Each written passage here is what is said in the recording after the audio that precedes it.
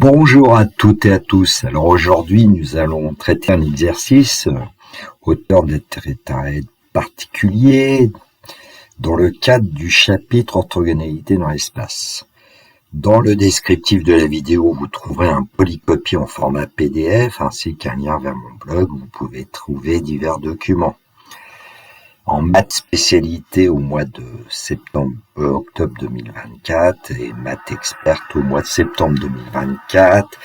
N'hésitez pas sur mon blog à aller chercher les archives. Éventuellement, quand vous êtes en bas de page, d'appuyer sur les boutons articles plus anciens ou articles plus récents, revenir à l'accueil. L'énoncé ABCDEFGH est un cube d'arête 1. On va considérer le tétraèdre BACH. Hommage à Johann Sebastian Bach, le célèbre musicien. Donc une figure en perspective cavalière réalisée avec le logiciel GeoGebra de cette pyramide BACH. Partie A. Question A.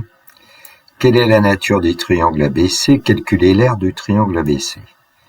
Question 1b, calculer le volume petit v du tétraèdre BACH. Question 2a, déterminer la nature du triangle HBC, calculer l'aire du triangle HBC. Question 2b, en déduire la longueur de la hauteur issue du sommet A du tétraèdre BACH. Question 3, déterminer la nature du triangle HAB, calculer l'aire du triangle HAB. Petit b, en déduire la longueur de la hauteur issue du sommet C du triangle BACH, du tétraèdre BACH, pardon. Question 4a, déterminer la nature du triangle HAC, calculer l'aire du triangle HAC. Question 4b, en déduire la longueur de la hauteur issue du sommet B du tétraèdre BACH. Alors cette partie-là va être traitée avec des outils de géométrie pure, c'est moins l'esprit des sujets de bac actuels. On travaille en général dans un repère orthonormé, mais on ne sait jamais. Partie B. L'espace est muni d'un repère orthonormé A, vecteur AB, vecteur AD, vecteur AE. Question 1. Montrer qu'une équation du plan HAC est x moins y plus z égale 0. Question 2. Delta est la droite passant par le point B est perpendiculaire au plan HAC. Déterminer une représentation paramétrique de la droite delta. Question 3. Déterminer le point d'intersection de la droite delta et du plan HAC noté J. Question 4. Calculer la distance BJ. Quel résultat de la partie A retrouve-t-on? Alors évidemment, l'idéal, c'est de prendre un papier, un stylo et d'essayer de répondre à toutes ces questions. La correction dans quelques instants. Partie A, question A. Quelle est la nature du triangle ABC? Calculer l'aire du triangle ABC. Alors, si on regarde la figure, ABCDEFGH est un cube, donc on va pouvoir dire que ABCD est un carré, donc on peut affirmer que le triangle ABC est rectangle isocèle en B. Petite figure plane, on va représenter le triangle ABC, alors longueur ABC1, BCC1, alors on sait qu'à ce moment-là l'hypoténuse c'est racine carrée de 2 multiplié par 1, c'est-à-dire racine carrée de 2, et puis GeoGebra donnait l'aire du triangle 0,5, allons-y. L'aire d'un triangle rectangle, on sait la calculer, c'est un demi multiplié par BA multiplié par BC. Un demi multiplié par 1, donc l'aire du triangle ABC, c'est bien un demi. Question 1b, calculer le volume V du tétraèdre BACH. Alors, le problème, c'est que pour calculer le volume d'un tétraèdre, évidemment, il y a 4 possibilités selon qu'on considère les 4 faces, soit ABC, soit BCH, soit HAC, soit HAB. Alors ici, il y a une face qui va se dégager quand même, c'est la face ABC, parce que quand on regarde le point H, on doit pouvoir conjecturer que le projeté orthogonal du point H sur la face ABC, qui est aussi la face ABCD, c'est le point B. Et donc, comme HD vaut 1 et qu'on sait trouver l'aire du triangle ABC, on l'a fait la question précédente, on doit pouvoir calculer le volume. La question précédente vous aide en fait, puisque si on calcule l'aire du triangle ABC, c'est qu'on va s'intéresser à la hauteur issue de H du tétraèdre ABCH. Allons-y. Alors, on va déjà démontrer que la droite HD est bien orthogonale au plan ABC. Et en fait, le plan ABC, c'est aussi le plan ACD. ADHE est un carré, donc HD est orthogonal à DH. Je vous ai indiqué les angles droits sur la figure. DCGH est un carré, donc HD est orthogonal à DC. Et puis, il faut savoir que les droites DA et DC sont séquentes. Et puis, quand on a une droite qui est orthogonale à deux droites séquentes d'un plan, alors cette droite est orthogonale au plan, d'après le cours. Donc, la droite HD est orthogonale au plan DAC, qui est aussi le plan ABC. Donc, on peut calculer le volume avec la formule 1 tiers multiplié par l'aire d'une base multiplié par la hauteur correspondante à cette base. Donc, c'est 1 tiers de l'aire du triangle ABC multiplié par HD. Donc, le volume, c'est 1 tiers multiplié par 1,5 multiplié par 1, c'est-à-dire 1/6. Donc, le volume du tétraèdre BACH, c'est 1/6 du volume du cube qui vaut 1. Question 2A, déterminer la nature du triangle HBC, calculer l'aire du triangle HBC. Alors vous avez qu'une petite figure ici, donc je vais aller chercher GeoGebra. Donc la figure avec GeoGebra, et puis on s'intéresse au triangle HBC. Alors on va voir qu'il est particulier, puisque nous allons montrer qu'il est rectangle en C. La droite BC va être orthogonale à la droite CH. Alors, pour le démontrer, nous allons procéder de la façon suivante. Déjà, nous avons BCDA qui est un carré, donc BC est orthogonal à CD. Et puis, nous avons aussi BCGF qui est un carré, donc BC est orthogonal à CG. Donc la droite BC va être orthogonale à la face DCGH et donc à toute droite de ce plan DCGH et notamment la droite CH. Rédaction, ABCD est un carré, donc BC est orthogonal à CD. BCGF est un carré, donc BC est orthogonal à CG. Les droites CD, CG sont séquentes, donc on peut donc dire que la droite BC est orthogonale au plan CDG, comme la droite CH est une droite du plan CDG. On en déduit que la droite BC est orthogonale à la droite CH, donc le triangle HBC est rectangle en C. Petite figure plane pour le triangle BCH. Alors BC vaut 1. CH, c'est une diagonale du carré DCGH. Donc CH vaut racine carrée de 2. Alors évidemment, GeoGebra de nous l'a reproché, 1,414 environ. Et puis, si on voulait calculer BH, eh bien, il suffirait d'utiliser le théorème de Pythagore. BC carré plus CH carré, ça fait 1 plus 2, 3. C'est égal à BH carré, donc BH c'est racine carrée de 3, et GeoGebra vous donne une valeur approchée de racine carrée de 3, environ 1,732. Bon, on n'en a pas besoin, a priori, de l'hypoténuse, puisqu'ici, l'aire du triangle HBC, ben, c'est 1/2 de BC fois CH. Donc, 1/2 fois 1 fois racine de 2, c'est-à-dire que l'aire du triangle HBC, on peut dire que c'est racine de 2 sur 2, en unité d'air, bien sûr. En déduire la longueur de la hauteur issue du sommet A du tétraèdre BACH, et ben, qu'est-ce qu'on sait sur le volume quand on prend l'aire du triangle HBC comme base? Eh bien, le volume, c'est 1 tiers fois l'aire de HBC multiplié par ce que j'ai appelé HA, et puis HA, c'est ce que j'appelle la longueur de la hauteur issue du sommet A. du tétraèdre BACH. Alors nous, on a déjà vu ce que c'était que le volume V, il vaut 1/6, donc on va pouvoir dire que 1/3 multiplié par l'aire du triangle HBC multiplié par HA égale 1/6. Et comme on connaît l'aire du triangle HBC, 1/3 multiplié par racine carrée de 2 sur 2 multiplié par HA égale 1/6. Alors, après calcul, on va trouver assez facilement que HA, c'est 1 sur racine carrée de 2. Et donc, HA, c'est racine carrée de 2 sur 2.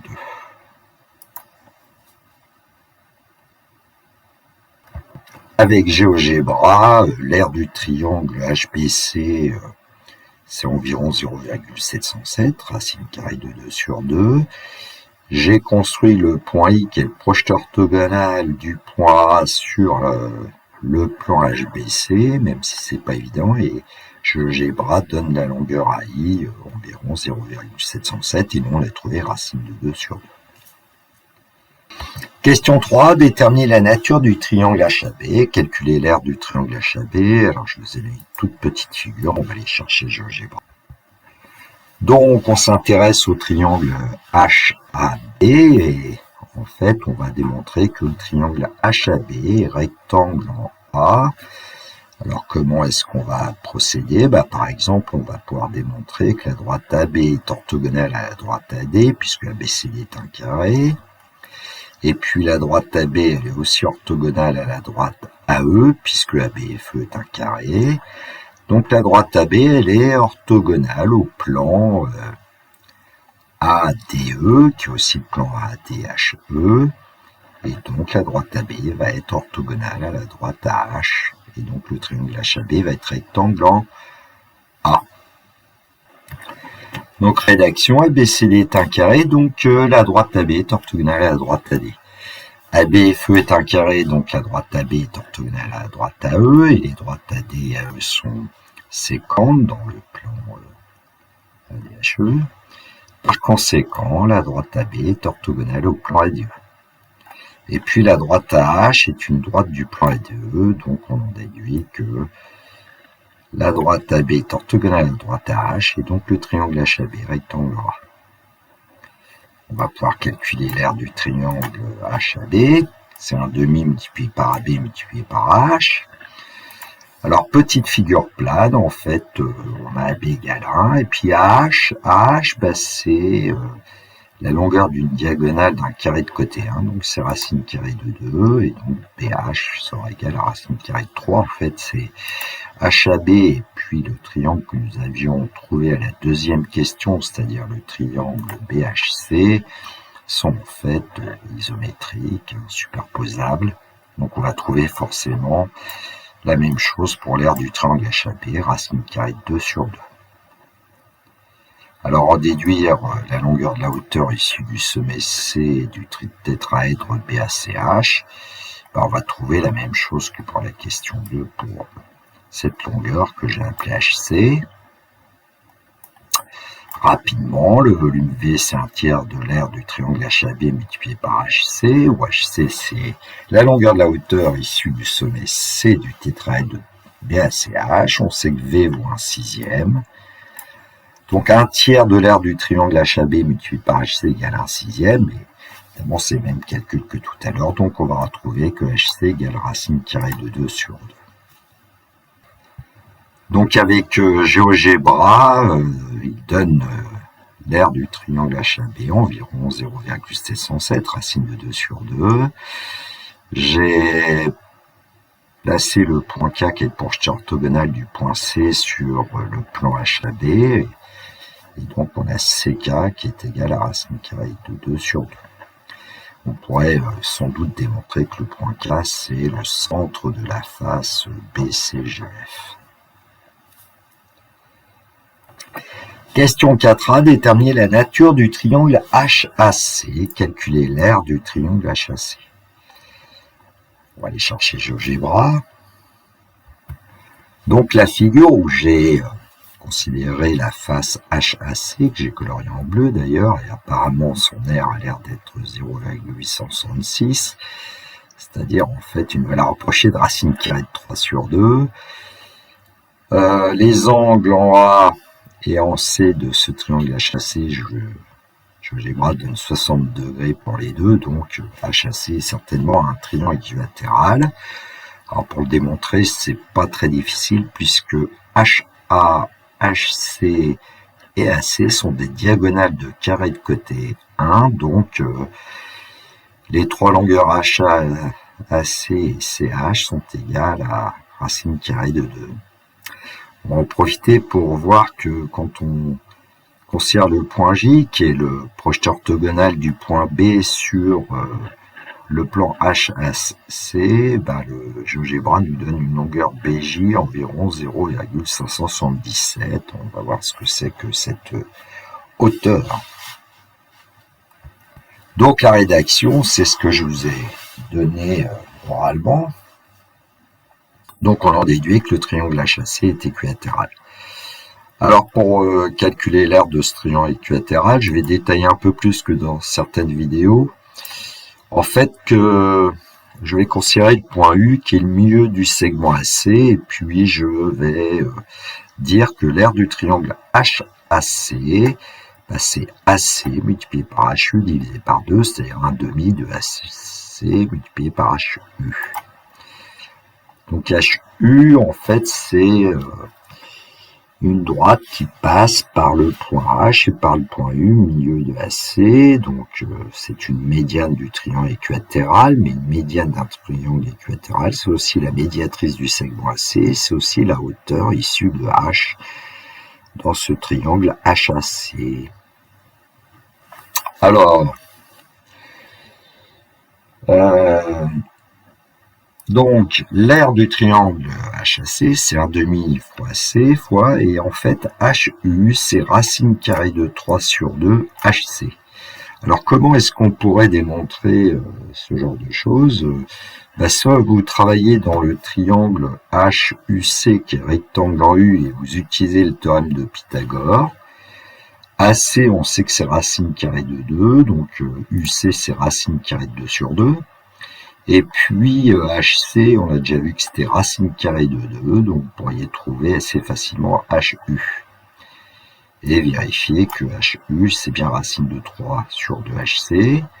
Ou bien vous considérez le triangle HUC, qui est rectangle en U, et puis l'angle UCH, c'est 60 degrés. Et donc, avec la trigonométrie dans le triangle rectangle, on pourrait dire que, par exemple, HU divisé par HC, eh bien, c'est le sinus de 60 degrés. C'est-à-dire racine de 3 sur 2, et puis vous pourriez trouver donc ce résultat. Et puis, en fait, HC, c'est aussi AC, puisque le triangle HAC est équilatéral. Donc en fait, l'aire du triangle HAC, c'est racine carrée de 3 divisé par 4 multiplié par AC carré. Alors AC ou racine de 2, donc AC carré c'est 2. 2 multiplié par racine carrée de 3 sur 4, on va obtenir que l'aire du triangle HAC, c'est racine carrée de 3 sur 2. GeoGebra donne une valeur approchée 0,866. Question 4b, en déduire la longueur de la hauteur issue du sommet B du tétraèdre BACH. Alors là, on dit que le volume, c'est un tiers de l'aire du triangle HAC multiplié par HB. Qu'est-ce que c'est que HB? C'est la longueur de la hauteur issue du sommet B du tétraèdre BACH. Alors on sait toujours que V égale 1/6, donc on va obtenir un tiers multiplié par l'aire de HAC multiplié par HB égale 1/6. En remplaçant l'aire de HAC par racine carrée de 3 sur 2, on obtient un tiers de racine carrée de 3 sur 2 de HB égale 1/6. Et puis, on va trouver HB assez facilement, puisque dans le membre de droite, on a racine carrée de 3 sur 6, HB égale 1/6, racine carrée de 3, HB égale 1. HB égale 1 divisé par racine carrée de 3, c'est-à-dire HB égale racine carrée de 3 sur 3. Et on pourrait vérifier que racine carrée de 3 sur 3 a pour valeur approchée 0,577. Alors avant de passer la partie B, je voudrais vous montrer un patron de ce tétraèdre BACH. Donc j'ai créé un curseur qui va nous permettre de voir le patron. Peut-être.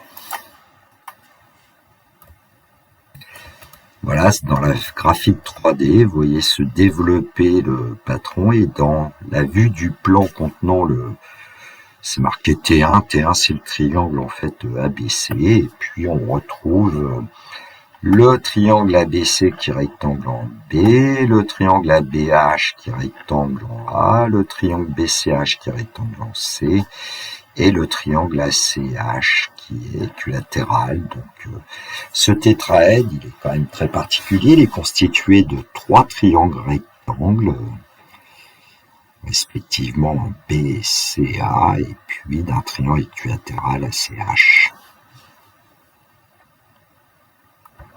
Partie B qui est assez classique. Question 1, montrer qu'une équation du plan HAC est x moins y plus z égale 0. Alors on avait considéré un certain repère orthonormé de l'espace, le point A, vecteur AB, vecteur AD, vecteur AE. Alors le plan HAC, je vais dire qu'il a pour direction le couple de vecteurs AC et H. ACH sont pas collinéaires. Alors le vecteur AC, il a pour coordonnées 1, 1, 0, ça c'est facile à voir, et le vecteur H a pour coordonnées 0, 1, 1. Et en fait, le vecteur AC, comme A est l'origine du repère, il a pour coordonnées les coordonnées du point C, le point H a pour coordonnées 0, 1, et donc le vecteur H a les mêmes coordonnées que le point H. Et puis on considère un certain vecteur, parce qu'on nous a donné une équation de plan, et un peu de travail, c'est-à-dire qu'il faut considérer le vecteur n de coordonnées 1, moins 1, 1. Alors comment on introduit ce vecteur? C'est parce qu'on regarde le coefficient de x, c'est 1, le coefficient de y, c'est moins 1, le coefficient de z, c'est 1. Et on va démontrer que ce vecteur n est orthogonal au vecteur ACH, ce qui montrera que le vecteur n est un vecteur normal au plan HAC. Alors, le produit scalaire des vecteurs n et AC, comme d'habitude, produit des abscisses, plus produit des ordonnées, plus produit des cotes, des deux vecteurs. Et donc, on va obtenir 1 moins 1 plus 0, c'est-à-dire 0, et donc le vecteur n est orthogonal au vecteur AC. Produit scalaire des vecteurs n et h, toujours avec la même formule, et donc on va obtenir 0 moins 1 plus 1, 0. Le vecteur n est orthogonal au vecteur h, rédaction. Le vecteur n est orthogonal aux deux vecteurs non collinaires AC et h, donc le vecteur n est un vecteur normal au plan HAC. Donc maintenant, on sait que le plan HAC a pour vecteur normal n de coordonnées 1, moins 1, 1. Le plan HAC passe par le point A, de coordonnées 0, 0, 0. Il n'y a pas plus simple. On pourrait très bien prendre aussi le point H ou le point C, mais bon.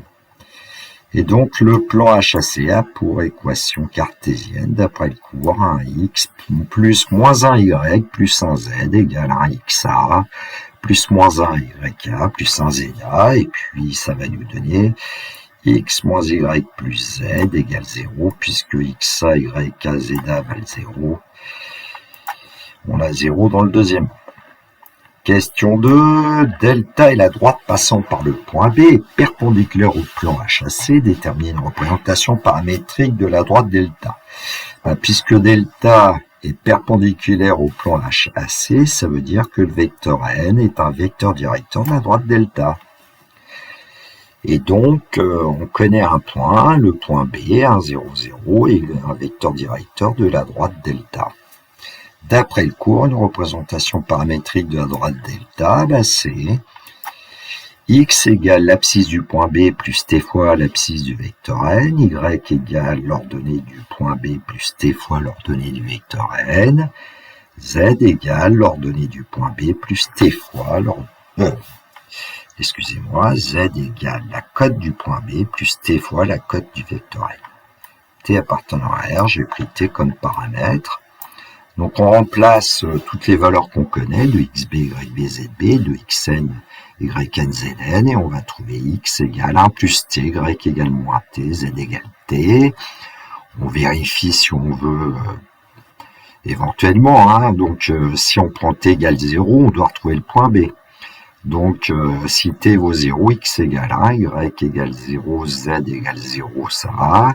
Et pour un vecteur directeur, il suffit de regarder les coefficients devant t. Donc dans la ligne où il y a x, le coefficient de t c'est 1, dans la ligne de y, le coefficient de t c'est moins 1, et dans la ligne de z, le coefficient de t c'est 1, donc on a retrouvé notre vecteur directeur. Question 3, déterminer le point d'intersection de la droite delta et du plan HAC noté J. Alors on va considérer que le point J a pour coordonnées x, y, z. Comme il appartient à la droite delta, ça veut dire qu'il existe un réel t tel que x égale 1 plus t, y égale moins t, z égale t. Ici on a repris l'expression de la représentation paramétrique de la droite delta que nous avons trouvée. Le point J appartient au plan HAC, donc x moins y plus z égale 0. Donc on repart de x moins y plus z égale 0 et on remplace x, y, z en fonction de t, ce qui fait qu'au lieu d'avoir 3 inconnus x, y, z, on n'en aura plus qu'une. Donc on obtient 1 moins t, donc 1 plus t, et puis t égale 0. 3t plus 1 égale 0, 3t égale moins 1, donc t égale moins 1 tiers. Et puis pour t égale moins 1 tiers, en reprenant l'expression de x, y, z en fonction de t, on va les trouver. Donc x c'est 1 plus t, 1 plus moins 1 tiers, ça donne 2 tiers. Y c'est moins t, donc moins 1 tiers va donner 1 tiers. Et puis z c'est égal à t, donc on obtient moins 1 tiers. Le point J a pour coordonnées 2 tiers, 1 tiers, moins 1 tiers. Question 4, calculer la distance BJ. Quel résultat de la partie A retrouve-t-on? Donc maintenant on connaît les coordonnées du point B et du point J. B a pour coordonnées 1, 0, 0 et J a pour coordonnées 2 tiers, 1 tiers, moins 1 tiers. Donc pour trouver les coordonnées du vecteur BJ, l'abscisse du vecteur BJ, ce sera xj moins xb, l'ordonnée yj moins yb et la cote zj moins zb. Donc 2 tiers moins 1 pour l'abscisse, ça fait moins 1 tiers. 1 tiers moins 0 pour leur donner 1 tiers, et puis moins 1 tiers moins 0, moins 1 tiers pour la cote. On va calculer BJ au carré, on sait que BJ carré c'est la norme du vecteur BG au carré, et donc ça nous donne l'abscisse du vecteur BJ au carré, plus l'ordonnée du vecteur BG au carré, plus la cote du vecteur BJ au carré. 1 neuvième plus 1 neuvième plus 1 neuvième va nous donner 3 neuvièmes pour BJ carré. Et en passant à la racine carrée, on va trouver que BJ, c'est racine carrée de 3, divisé par racine carrée de 9, c'est-à-dire racine carrée de 3 sur 3. Bon, BJ, c'est la distance entre le point B et le plan HAC, donc c'est en fait la longueur de la hauteur issue du sommet B du tétraèdre BACH, et on avait trouvé cette hauteur issue de B dans la question 4A, 4B, et c'était bien racine carrée de 3 sur 3. Dans la suite du polycopier, vous trouverez donc le patron du tétraèdre BACH, avec la figure en perspective cavalière, le patron dans le plan ABC, et puis à chaque fois la hauteur issue du sommet H du tétraèdre BACH, avec les équations d'ailleurs de, par exemple, du plan, ce que j'ai appelé le plan PH ici, c'est le plan ABC, et puis vous avez aussi ce qu'on appelle une représentation paramétrique de la droite delta H avec GeoGebra. Alors, GeoGebra écrit grand X égale, et puis il met un point. Ici, le point de coordonnée 0,1, il suffit de le retrouver. Pour lui, le paramètre, c'est pas T, c'est lambda, et puis derrière lambda, il met les coordonnées d'un vecteur directeur de la droite. Bon, l'auteur issu du sommet A du tétraèdre BACH, alors le plan PA, en fait, que j'ai écrit ici, c'est le plan BCH. D'équation cartésienne, x plus z égale 1, ce serait assez facile à retrouver. Et puis, la hauteur issue de A du tétraèdre BACH, c'est la droite que j'ai appelée delta A. Donc, une représentation paramétrique, ça serait en fait x égale 0 plus lambda, y égale 0 plus 0, et puis z égale 0 plus lambda. Donc, on a un point, le point A, et puis on a un vecteur directeur de coordonnées 1, 0, 1. Alors, même chose pour la hauteur issue du sommet C du tétraèdre BACH, avec la hauteur issue de C, et puis le plan PC, en fait, c'est le plan ABH. L'équation cartésienne, moins y plus z égale 0. Hauteur issue du sommet B, alors la hauteur issue du sommet B pour représentation paramétrique, 1 plus lambda, 0 moins lambda, et puis 0 plus lambda. Lambda appartenant à R. Et puis le plan PB, c'est en fait le plan HAC, là pour équation, x moins y plus z égale 0, ce que nous avons trouvé tout à l'heure. Voilà, cette vidéo est terminée pour moi. Si mon travail vous intéresse, un petit pouce levé m'encourage. Merci à ceux qui le font. Un message éventuellement. Il me reste à vous souhaiter une très belle journée. Surtout, prenez bien soin de vous. Que la force soit avec tous ceux qui étudient. Il me reste à vous dire le classique. Au revoir.